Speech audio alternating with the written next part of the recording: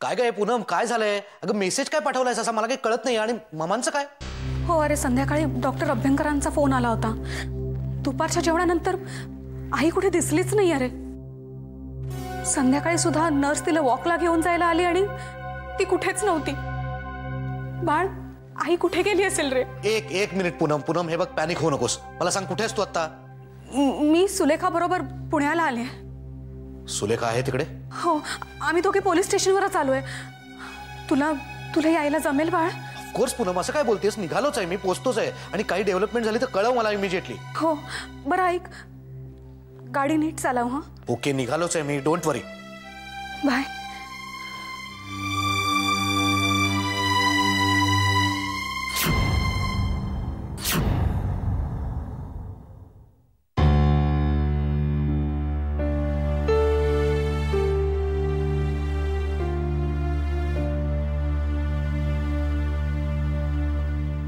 तुम्ही मला सांगणार आहात का आदिनाथ?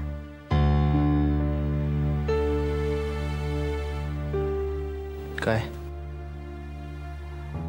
तुम्ही परत आल्यापासून मी पाहते, कुठली तरी गोष्ट तुम्हाला आतून खातीये. काय लपवताय माझ्यापासून? नाही शुभ्रा, मी नाही म्हणू नका, मला कळतं. आदिनाथ, काय झालंय? कामासंदर्भात काही आहे का? नाही. की वसईला काही झालं? पूनम काकूंच्या आईबद्दल कळल्यामुळे? नाही. म्हणजे नक्कीच काहीतरी आहे. सांगा ना.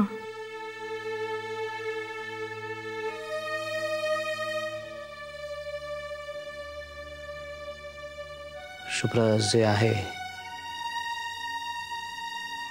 ते खरं तर खूप स्टुपिड आहे.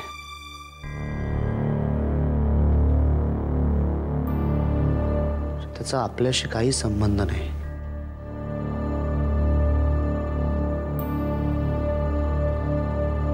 पण तरी मी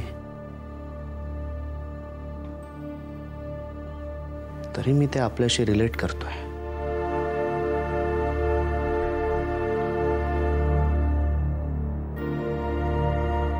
महादेव आजोबा आणि पार्वती आजीमध्ये जे झालं. कशाबद्दल बोलताय तुम्ही? काय झालं होतं महादेव आजोबा आणि पार्वती आजींमध्ये? शुभ्रा, तू नको ना मनावर घेऊस. इट्स इररिलेव्हंट. आदिनाथ, तुम्ही मला सांगणार आहात की नाही?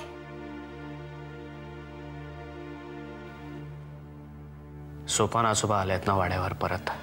हो, मग? आजोबांनी त्यांना भुयाराबद्दल विचारलं. ते म्हणाले की ते भुयार त्यांनीच खणलंय काही कामगारांच्या मदतीने. हां, हे खरं आहे. पण त्यांचं असं म्हणणं आहे की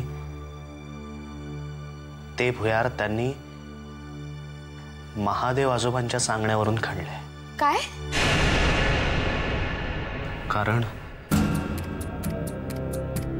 कारण महादेव आजोबांचं गावातल्या एका बाई, म्हणजे महादेव आजोबांच्या बाहेर खाली. खोटं बोलतोय सोपान. त्याचं आणि भालचंद्र रावांचं संगनमत होतं. मी एकदा फैलावर सुद्धा घेतलं होतं त्याला. त्यांनीच तर. शुभ्रा, आदिनाथ, याचं काहीही झालं नव्हतं. म्हणजे मला भूतकाळातलं जे काही आठवतंय त्यावरून मी असं सांगू शकते की मग असं काहीच झालं नव्हतं. मग असं काही नव्हतं तर मग महादेव आजोबांनी घरातली संपत्ती का लपवून ठेवली? आणि पार्वती आजी महादेव आजोबांना सोडून का गेली? पार्वती महादेवना कधीच सोडून गेली नव्हती, कधीच नाही.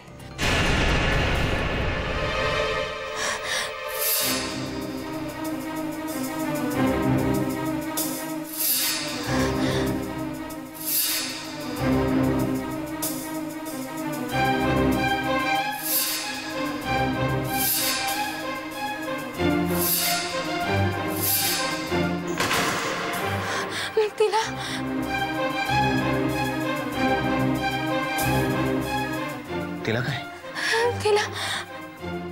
तिला काय शुभ्रा? सांग ना, असं असं काही नव्हतं, सांग ना शुभ्रा. म्हणजे शेवटपर्यंत पार्वती आजी महादेव आजोबांसोबतच होती ना, आणि ती नाहीशी झाली, पण त्याचं कारण महादेव आजोबा नव्हते ना? हा शुभ्रा, शुभ्रा बोल ना. म्हणजे सोपान आजोबा खोटं बोलतायत ना? पार्वती आजी महादेव आजोबांना सोडून नाही ना गेली? नाही.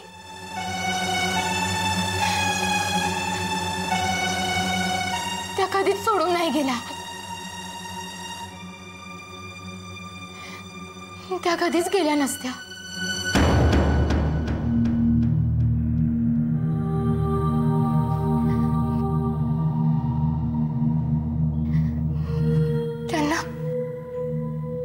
त्यांना काय?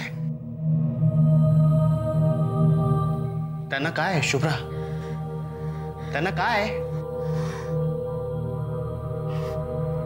आदिनाथ, राहू द्या नाही सगळं. तुम्हाला दगदग झालीस ना? तुम्ही नाही. त्यांना काय शुभ्रा? त्यांना काय?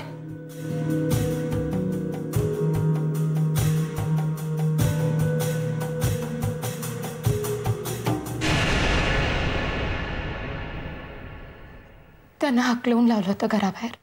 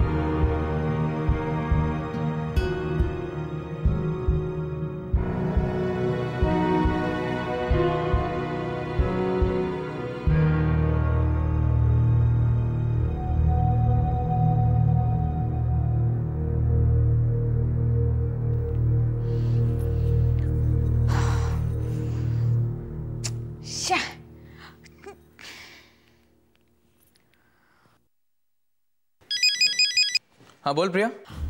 इन्स्पेक्टर भोसले, ते खूप मोठा प्रॉब्लेम झालाय. लवकर सांगशील काय झालं? मी जरा घाईत आहे. इन्स्पेक्टर भोसले,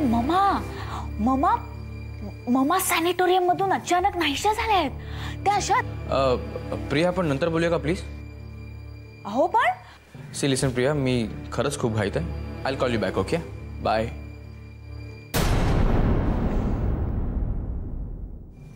भिडे साहेब, एक काम होतं तुमच्याकडे. बोला. एक हिट अँड रन केस आहे, 20 ऑक्टोबर 2000 सालची. बाईचं नाव शर्मिला शास्त्री. तेव्हा स्टेशन इन्चार्ज तुम्ही होता.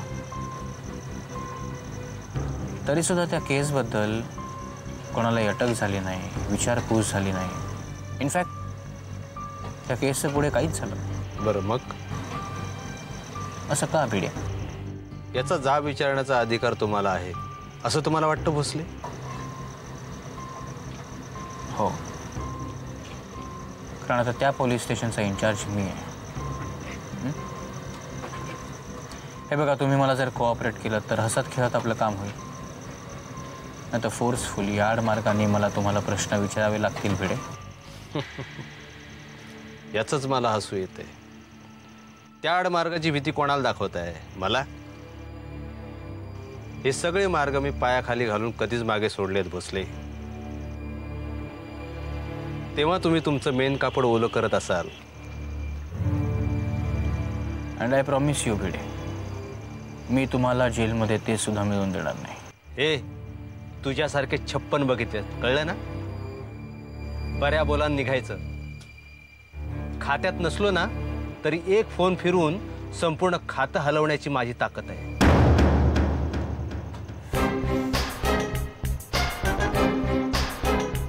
फोन लावा ना. कोणाला लावता भिडे? डायरेक्ट कमिशनर साहेबांना लावताय का मंत्रालयात लावून देऊ? सेक्रेटरी, जॉईंट सेक्रेटरी, कोणाशी बोलता? बोला. नंबर आठवण्याची गरज लागणार नाही, सगळे सेव्ह आहे त्याच्यात. कसं आहे, माझंही वरच्यावर बोलणं होतं ना त्यांच्याशी, आणि म्हणूनच जेव्हा पाहिजे, जिथे पाहिजे तेव्हा मी ट्रान्सफर घेऊन येऊ शकतो. That is the reason why मी तुमच्यासमोर बसलो आहे आज. माझ्या वाकड्यात जाऊ नका भिडे. मी दिसतो तितका सरळ माणूस नाही. इनफॅक्ट तुमच्यापेक्षा जरा जास्तच वाकडा आहे. आणि वाकड्या माणसाच्या वाकड्यात गेल्यावर काय होतं हे मी तुम्हाला सांगायला नको, राईट? पण तुम्हाला त्या केसमध्ये एवढा काय इंटरेस्ट? ती एक फालतू ॲक्सिडेंट केस होती. एका बाईचा जीव गेलाय भिडे. पण आता ॲक्सिडेंट झाला ना, त्याला काय? ती बाई माझी जवळची नातलग होती भिडे. या ॲक्सिडेंटच्या केसमध्ये एका मुलीला तुम्ही आत घेतलं होतं चौकशीसाठी. काय नाव तिचं भिडे? आठवत नाही. मी करतो ना मदत तुम्हाला आठवायला. सुलेखा राऊत असेल, असंच असेल कदाचित. नीटसं आठवत नाही. का सोडलं तिला भिडे? तिला पॅकिंग होतं. कोणाचं? ॲक्सिडेंट झाला तेव्हा ती एकटी नव्हती, एक मुलगा बरोबर होता. त्याचीच ती गाडी होती. मोठ्या बापाची औलाद होती ती. त्यांनीच सगळी सेटलमेंट केली. त्या मुलाचं नाव काय भिडे? नाही आठवत. जिच्याबरोबर सेटलमेंट केली त्या माणसाचं नाव आठवलं? कारण जनरली आपण ज्याच्याबरोबर सेटलमेंट करतो त्याचं नाव कधीच विसरत नाही. त्यांचं नाव फार पौचवी चीज आहेत ते. आजही नाव काय भिडे? यशवंतराव सरंजामे.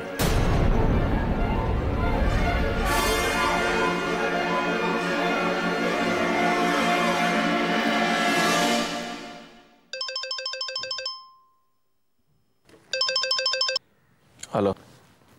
हॅलो, अभिमान आहे का घरी? कोण? सुलेखा? हो काका, अभि नाही आहे का घरात? घरी शहरातच नाही येतो. कुठे गेलाय? माहित नाही. कधी झालं भांडण? भांडण? अगं तुझ्याशी त्याचं वाजलं म्हणूनच कुठेतरी गेलाय ना डोकं शांत करायला. हा, कारण यावेळी माझ्याबरोबर त्याचं काहीच नाही झालेलं. हा,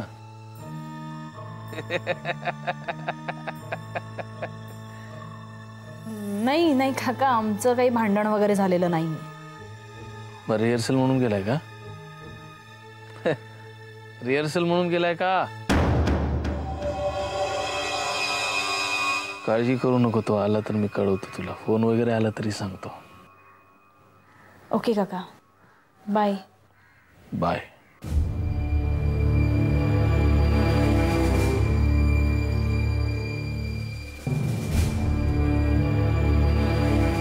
सुलेखा बरोबरही नाही भांडला, माझ्याही बरोबर नाही भांडला.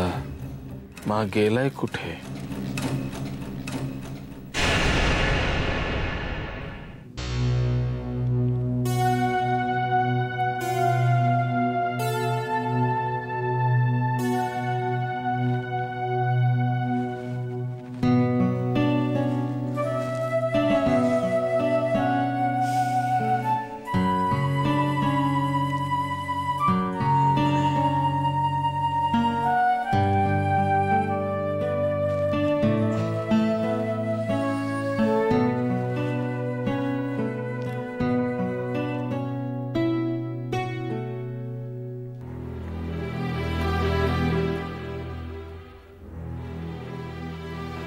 चहा.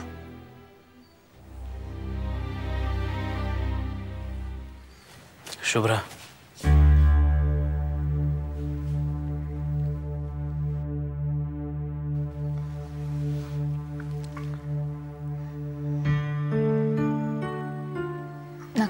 विचार करू आदिनाथ त्या गोष्टीचा.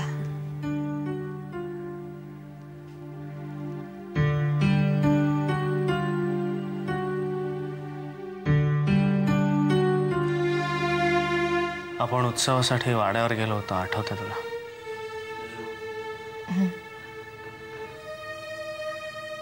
तेव्हा आजोबा म्हणाले होते, आदिनाथा, काही झालं तरी शुभ्राला सोडू नकोस.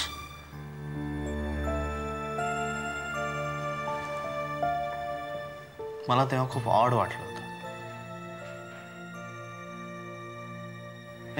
मी का सोडेन तुला? प्रश्नच कुठे येतो? आजोबा तसं काहीही म्हणाले असले तरी मला खात्री आहे तुम्ही मला सोडून कुठेही जाणार नाही. महादेव आजोबा आणि पार्वती आजीच्या बाबतीत आदिनाथ, त्यांच्या बाबतीत जे काही झालं ते त्यांचं प्रारब्ध होतं. आपल्या बाबतीत तसं काहीही होणार नाही.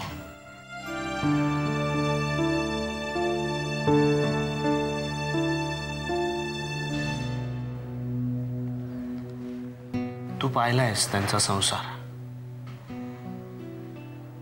असं का झालं असेल का?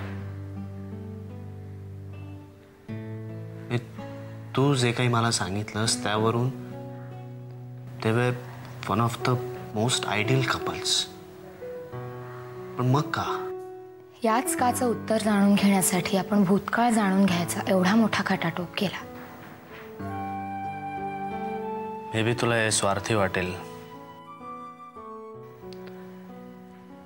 पण तू जो ट्रीटमेंट थांबवण्याचा निर्णय घेतलायस तो अटळ आहे. मला नाही जाणून घ्यायचंय आदिनाथ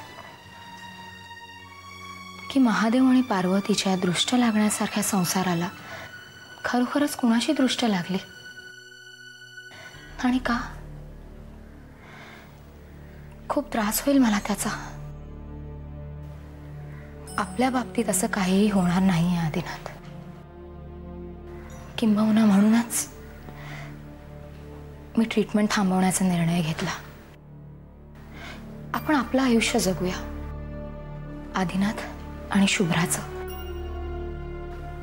महादेव आणि पार्वतीचं उरलेलं आयुष्य जगण्यासाठी आपला जन्म झालेला नाहीये.